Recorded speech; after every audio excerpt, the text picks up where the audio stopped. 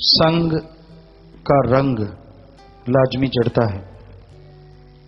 जैसा भी कोई संग करता है उसका असर उस इंसान पे लाजमी होता है। कहते हैं कोयले की खान में जाने से कोई कालिक से बच नहीं सकता, और नमक की खान में जाने से हर कोई नमकमय हो जाता है। और यह भी मशहूर है कि कितने भी गंदे नाले, कितना भी गंदा पानी, कितनी भी गंदगी, भरा पानी अगर गंगा जी में मिल जाता है तो वो गंगा जल ही कहलाता है। तो जैसा संग वैसा रंग, संग का रंग लाजमी चढ़ता है। इसलिए सत्संग किया करो। सत यानी सच, सच माने ओम हरि अल्लाह वाहिगुरु। संग यानी साथ, यानी यहां अल्लाह मालिक परमात्मा का नाम लिया जाता हो, उसकी भक्ति इबादत की चर्चा होती हो, वो संग करो, वो सोहबत करो, तो उसका रंग लाजमी चढ़ेगा और आप मालिक की कृपा दृष्टि के काबिल बनते जाएंगे। आपके जन्मों जन्मों के पाप कर्म कटेंगे। लेकिन इंसान इस कलयुग में संतों का संग भाता नहीं। सोबत लगदी मिठड़ी मूर्खां दी, पैर सत्संग वल्लों खिसकाई जाने। प्यार छड़ के संत पीर फकीरां दा होरां नाल बधाई जाने। दुनियादारी, पैसा, जमीन जायदाद, कोठियां, बंगले, फैक्ट्रियां, ये वो सारा ध्यान दाता पुल दाता नाल प्यार पाले। उस दाता को भूल जाता है जिसने खुशियां दी और खुशियों का कारण दिया, और दातों में उलझ जाता है। हमारे यहां ये कहने का मतलब नहीं है कि आप पैसा ना कमाएं, जितना मर्जी कमाएं, वो तो आपकी मर्जी है। आप मेहनत करें, कड़ा परिश्रम करें, हक हलाल दसानौ अधिकृत कमाई, ठगी बेईमानी से ना कमाएं। मेहनत से जितना मर्जी आप कमाएं, कोई रोक टोक नहीं। लेकिन उस मालिक को तो ना भूलो, उसके साथ तो छल कपट ना करो जो आपको सब कुछ देने वाला है। रब नाल ठगियां क्यों मारे बंदे, आम सुना करते। आम लोग बच्चे तब यही समझते वैसे ही किसी ने बनाया। लेकिन कोई भी कई चीजें ऐसी होती हैं जो रूहानियत में बड़ी फिट बैठती हैं। लोग ऐसा करते हैं तभी ऐसी चीजें सामने आती हैं। तो वाकई परमात्मा से तो इंसान ठगी मार रहा है। भगवान ने, अल्लाह वाहिगुरु ईश्वर गौड़ खुदा रब ने या उसके संतों ने कहीं नहीं लिखा कि ठगी मारो, बेईमानी करो, भ्रष्टाचार फैलाओ किसी भी धर्म में। लेकिन क्या ये रुक रहा है? बल्कि बढ़ रहा है। कहीं भी संत पीर फकीर ने नहीं लिखा किसी भी धर्म में कि काम वासना क्रोध लोभ मोह अहंकार मन माया के पीछे पागल हो जाओ। क्या लोग रुक रहे हैं? नहीं, पगला गए हैं लोग। तो सोहबत संग बुरा होता जा रहा है लोगों का। बुराई का संग जितना अवॉइड करो, जितना उनसे दूर रहो, उतने सुखी रहोगे। जो लोग जितना ज्यादा बुराई का संग करते हैं, एक दिन लेने के देने पड़ते हैं। इसलिए कभी भी कोई बुरा संग ना करो, बुरे संग को त्याग के रखो। अच्छा संग करो, अच्छी सोहबत करो, ईश्वर के नाम का जाप करो, मालिक की भक्ति इबादत करो, तो संग का रंग चढ़ता है भाई।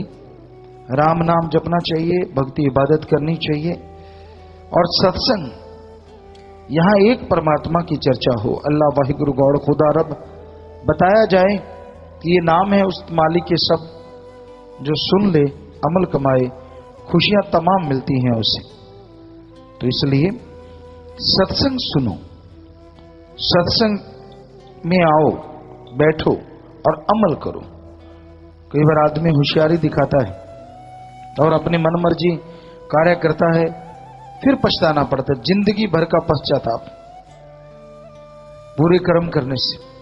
तो संत ये नहीं कहते कि आप हमारी बात नहीं मानते, हम गुस्से हैं, ऐसा कुछ लेना देना नहीं होता। संतों का दुख जरूर आता है कि इस इंसान को बार बार रोका जाता है, बुरे कर्म ना कर, ये कर्म ना कर, वो कर्म ना कर, फिर भी मानता नहीं और वही कर्म करता है जो मन कहे, और फिर डूबता है मझधार। मन के मते चलो मत कोई, गुरु कहे करो तुम सोई। ये भव में गोते खिलवावे, ये गुरु से बेमुख करवावे। आप गुरु पीर फकीर की बात सुनो और सुन के अमल करो, मन के कहे ना चलो। क्योंकि जो मन मते चलते हैं वो दुखी रहते हैं, उनके अंदर ईगो आ जाती है, अहंकार आ जाता है। संतों के वचन उनको वचन नहीं लगते, बल्कि उनको यूं लगता है कि नहीं हमारे साथ ये सही नहीं, हमारे साथ वो सही नहीं। क्योंकि खुद का अहंकारी मन कभी झुकने नहीं देता इंसान को। तो इसलिए दीनता नम्रता की आप कभी भी राह ना छोड़ो, उसी राह पे चलते जाओ, सुमरन करो दृढ़ता के साथ, भक्ति इबादत के साथ। जैसे जैसे आप आगे बढ़ेंगे वैसे वैसे मालिक की दया में रहमत बरसेगी। और सदगुरु मौला ऐसा डाढ़ा होता है, वो एक बार जो जीव उसे हाथ पकड़ा देता है, यहां तो क्या अगले जहान में भी हाथ नहीं छोड़ता। ये आदमी का भ्रम है, आदमी की मनोवर्ती है, वो तरह तरह के विचार बनाता रहता है, तरह तरह की बातें बनाता रहता है और उससे वैसा ही लगता रहता है। तो इसलिए भाई अंत्यकरण की सफाई करो, अंदर से अपनी सफाई करो, तो मालिक की कृपा के काबिल बनोगे, तो दया दृष्टि बरसेगी, तभी मालिक दया में रहमत से नवाजेंगे और तभी आपको खुशियां हासिल होंगी। तो सत्संग में आना इसलिए जरूरी है। और संतों ने कोई आपके पैसे नहीं लेने, कोई आपसे ठगी नहीं मारनी। वो इसलिए बारंबार कहते हैं कि सत्संग आओ, सत्संग आओ, क्योंकि कलयुग का समय है। यहाँ कुछ दिन ही आदमी बड़ी मुश्किल से मन का सामना कर पाता है, और सत्संग सुने तो मन के ठोकर लगती है। संत वचन करते हैं बार बार तो ठोकर लगती है, हाँ यार आप तो मन मते चल रहे हैं। तो कहीं ना कहीं तो समझोगे, कहीं ना कहीं तो रुकोगे, मन से लड़ोगे सुमरण के द्वारा। लड़ने का तरीका है नाम जपो, सेवा करो और मनमतों का संग छोड़ दो। हम सत्संगे सुना करते आया करते, बेप्रवा जी हमेशा फरमाते कि मनमुख का संग तो दूर की बात है, उसकी तो परछाई भी ना पड़ने दो। आप सिर जोड़ जोड़ के बैठ जाते हो। तो इसलिए जितना संभव हो जो मनमते चलते हैं उनको दूर रखो अपने आप से। कोई आपकी इज्जत में शान में बट्टा नहीं लगेगा, बल्कि आप बचे रहेंगे और मालिक से ओर निभा पाएंगे। क्योंकि आप डुबेंदे बामना जजमान भी डूबे। ऐसे लोगों के पास जो लोग बैठते हैं उनको भी डुबो के छोड़ते हैं। आप तो डूब ही रहे होते, हम तो डूबेंगे सनम, तुझे भी नहीं छोड़ेंगे, तेरा भी कर देंगे कम। तो मतलब कि हमने तो डूबना ही है, छोड़ेंगे तुझे भी नहीं। तो ऐसे लोगों से बच के रहो।